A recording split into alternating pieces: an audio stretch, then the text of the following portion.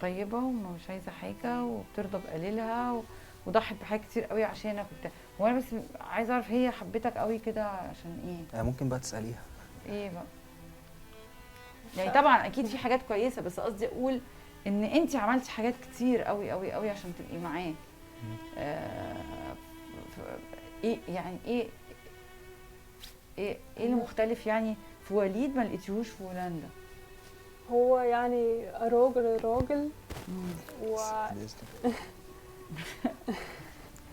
هو يعني راجل وخايف عليه. وخلي بالك من انا على طول مثلا انا تروح سينما مع وليد وفي كتير لا انا ناس قصدي على السوشيال ميديا، ما كناش أو لسه من رحنا ناس. سينما. مم. حبيتي ايه بقى عشان تسيبي كل ده وتيجي؟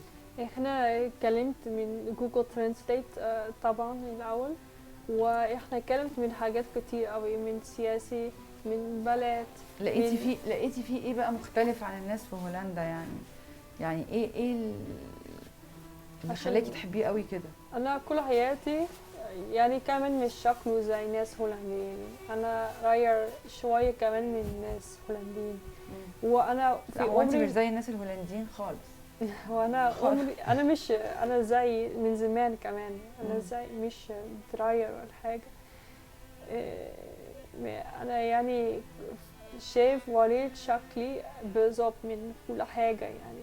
يعني انت اصلا ما كنتيش زي الهولنديين، كان عندك افكارك صح. وكان هي عايز تقول انها كانت يعني كنت كونسرفتيف اكتر يعني او عشان انا يعني هادية قوي ومحترم ما هي انا مش كونسرفتيف حابة اعمل يعني حاجة غلط. يعني انا حابة محتشمة يعني نفسي. وحابة ممكن يمشي شوية وحاجات دي. انا مش ودراوينج دراوينج هاديه، هي شخصيه هاديه اصلا بطبيعتها. انا مش شكله زي الناس تاني. وانا عمري مش شايف اي حد شكلي، مش بنات ولا ولد ولا ما اي كنتيش حد. بتنتمي يعني للمجتمع هناك، فلقيتيه شبهك زيك. بالظبط. عشان كده في كونكشن على طول مع بعض. ما شاء الله. طيب ومامتك وباباك لما رحت قلت لهم انا هتجوز وانت عندك 24 سنه قالوا لك يعني هي اهلها ما وافقوش خالص، انت بقى؟ حبوها جدا. لا مش وهم لا خبر الجواز انك هو رحت قلت قبل لهم خبر وانت في الجواز الجامعه انا عايزه اتجوز. يعني دلوقتي لو واحد راح قال لاهله وهو في الجامعه انه عايز يخطب هيضربوه. انت بقى عايز تتجوز وهتتجوز واحده اجنبيه وهتجيبها تقعد معاهم، ما تقنعنيش ان هم اهلي عارفين ان انا جدي لما ببقى عايز اعمل انت عندك حاجه. اخوات؟ عندي اخ اصغر مني. بس هم عارفين ان انا جدي لما ببقى عايز اعمل حاجه بعملها، بحطها في دماغي ولازم اوصل للهدف اللي انا عايزه.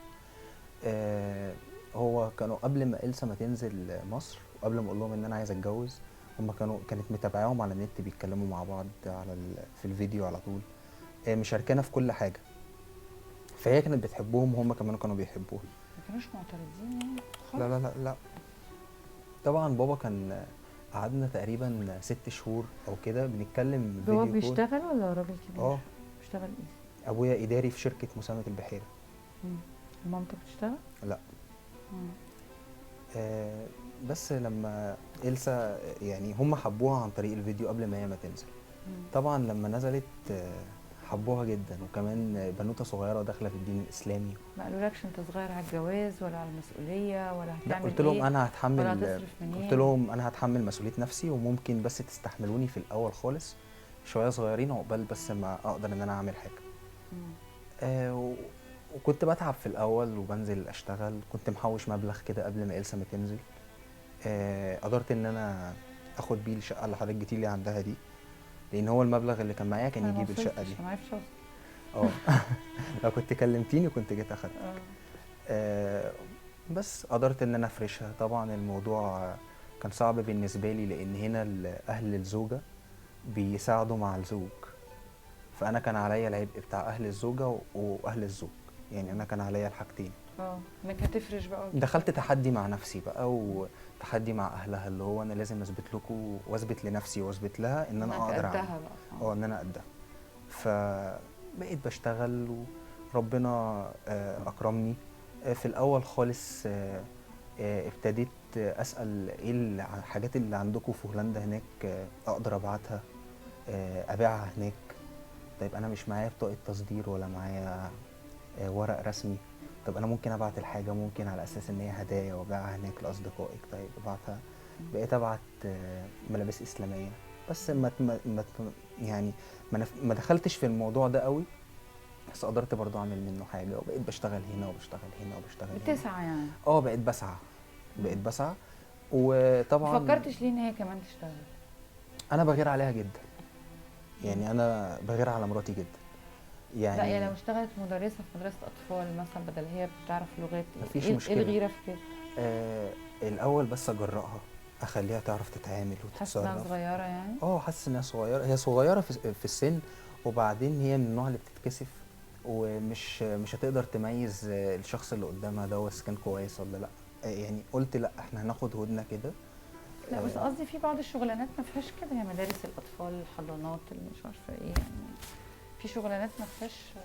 وانا يعني لسه جت هنا وما اعرفش حاجه من البلد خالص، فاحسن انا قاعد انتوا بقالكوا قد ايه بالظبط؟ سنه و6 شهور او بلد سنه ايه و7 شهور. وناس هنا ايه، ناس كويسين هنا شكله ايه وناس مش كويسين. تفهمي الاول البلد يعني. انا زمان ما اعرفش مين كويس ومين مش كويسين، عشان كل الناس هنا تتكلم يعني صوت طيبة، انتي عامله ايه، انتي جميله، انتي قمر كده. كل الناس ممكن ناس كويسين وناس مش كويسين، وانا يعني في هولندا مش في الكلام ده انتي جميله والحاجات دي.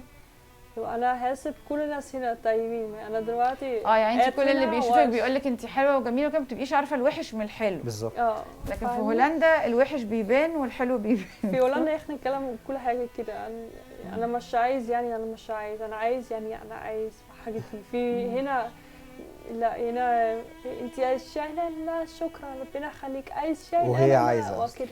فاهمني؟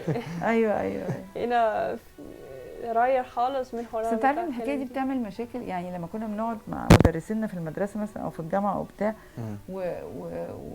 ونيجي مثلا نعزم عليهم مثلا، نقول لهم لا كلي ده او نعزم حد على الغدا، لا خد ده، يبص لك على انك اكتر حاجه، طب انا لو عايز هاخد يعني، ليه بتحط لي في طبق اكتر مشكله كانت بتواجهها الموضوع. يعني هي بتقول ايه دلوقتي، بتقول في هولندا انا لو سالت حد عايز شاي هيقول لي عايز شاي، هنا بقى لا ربنا يخليك، لا متشكر، لا بدا، طب اخد قهوه مثلا. انا دايما كده. طب ما تقول من الاول.